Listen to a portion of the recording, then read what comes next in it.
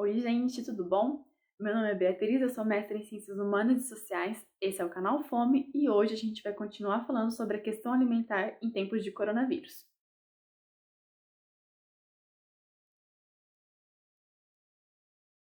Como o Estado super se preocupa com a questão alimentar das pessoas, hoje a gente vai falar sobre a questão alimentar do país.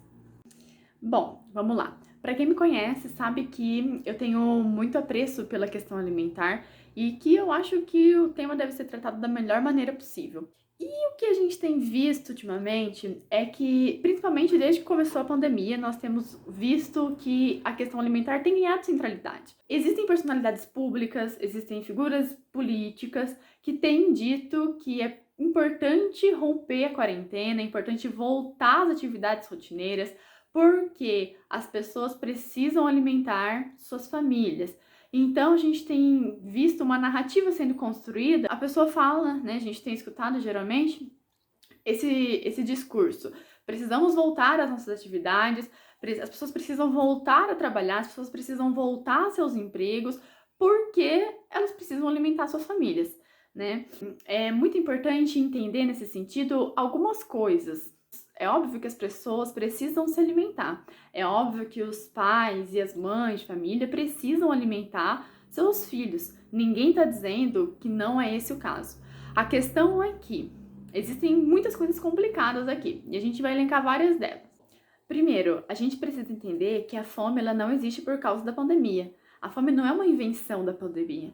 A fome existe porque vivemos em uma estrutura extremamente desigual que decide quem vai dormir de barriga cheia e quem vai dormir de barriga vazia. E a culpa não é de quem vai dormir de barriga cheia. A culpa é desse sistema que é extremamente desigual que determina quem pode e quem não pode comer.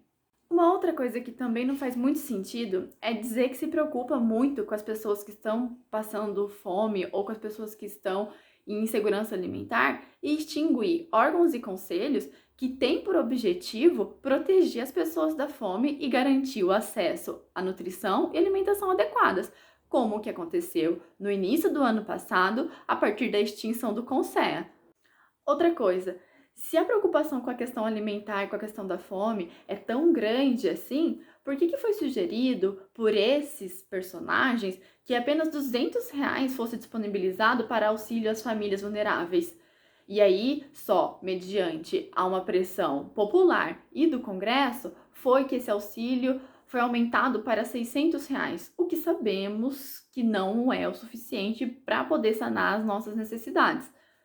Então, se a preocupação com a fome é tão grande, aumenta o auxílio. Tira um pouco do auxílio que foi dado para os bancos salvarem a economia e salve de fato os trabalhadores que movem a economia do país. Aumenta o auxílio para que as pessoas parem de passar fome.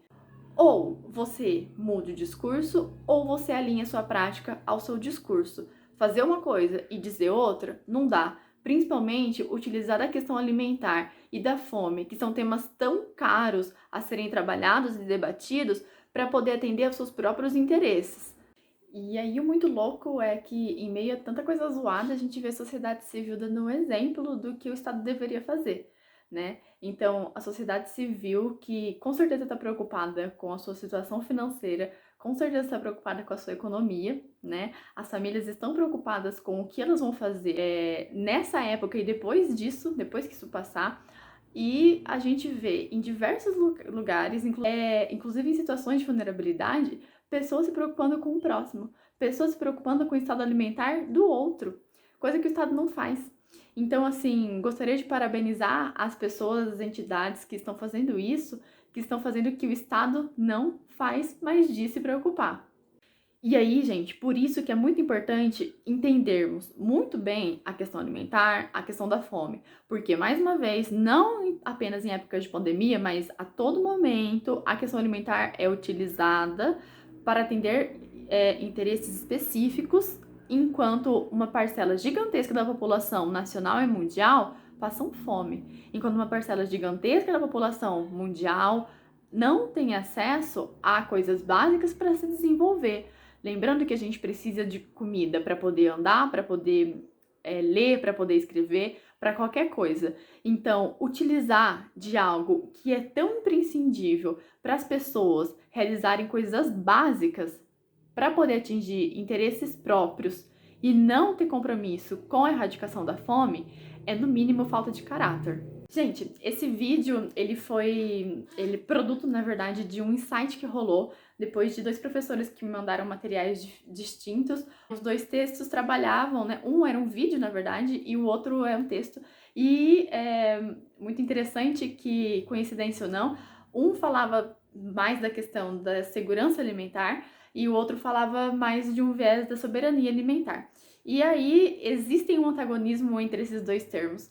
E a gente entender esse antagonismo entre esses 2 termos, ou essa complementaridade entre esses 2 termos, depende do autor aí, é extremamente importante para entender as políticas que se firmam aí no Brasil e no mundo sobre a questão alimentar. Nesse sentido, é importante entender que o direito humano à alimentação, ele é reconhecido a partir da Declaração das Nações Unidas dos Direitos Humanos, de 1948, e no seu 25º artigo é expresso a necessidade de garantir às pessoas, né, ou ao direito que as pessoas têm de estarem livres da fome.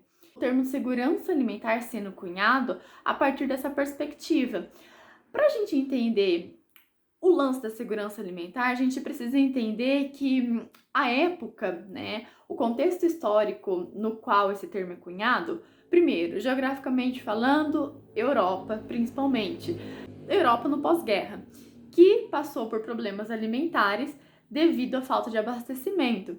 Então é óbvio aí que, resultado desse cenário, o termo segurança alimentar tem uma preocupação muito grande com o abastecimento.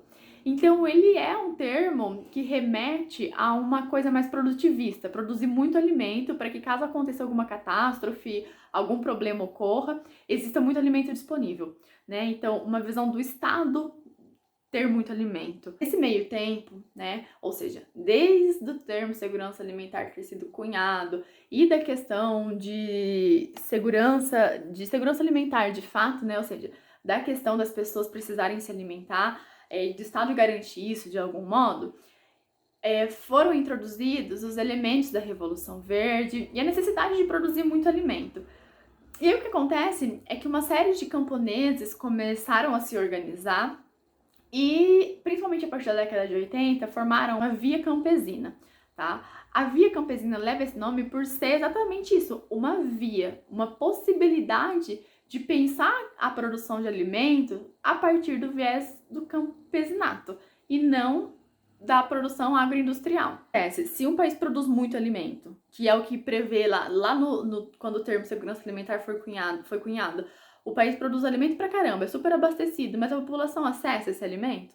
Se a população não acessa esse alimento, ela vai continuar com fome, vai continuar desnutrida. Então, por isso que o termo foi se adaptando a esses novos insights, né, de necessidades de abranger outras questões que envolvem a questão alimentar. Bom, e aí, gente, o que acontece é que o nosso país, ele nitidamente adota há algum tempo aí um caráter bem produtivista na sua produção do campo.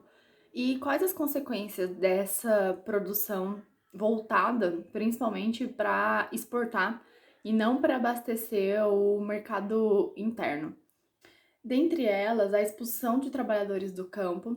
Além disso, a gente tem os conflitos do campo que são travados aí por causa desse caráter produtivista, no qual a tentativa de expandir as áreas para a produção de soja, produção de milho, expandir as fronteiras agrícolas, fazem com que os limites territoriais se choquem com comunidades indígenas, quilombolas. E uma outra coisa também é que esse caráter produtivista que nosso país adota tem problemáticas ambientais que ficam bem explícitas.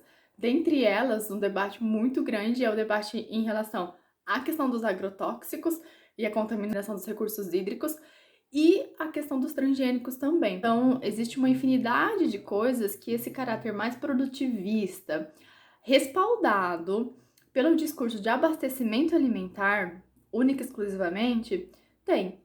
E quando a gente tem uma época de pandemia, uma época problemática como essa que nós estamos vivendo, isso vem à tona, Porque, por exemplo, se a China decide parar de comprar coisas da gente, né, soja, por exemplo, existe uma dependência nossa muito grande em relação à compra deles, né?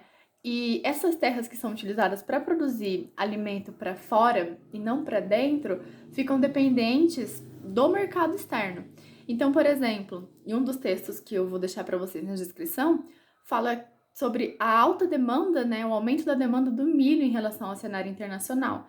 Essa demanda superior fez com que sobrasse menos estoque aqui dentro e aumenta o preço do milho daqui de dentro. E o que acontece é que quem produz maior parte dos alimentos que nós consumimos aqui dentro não são os grandes produtores, não é o agronegócio, não é a bancada ruralista.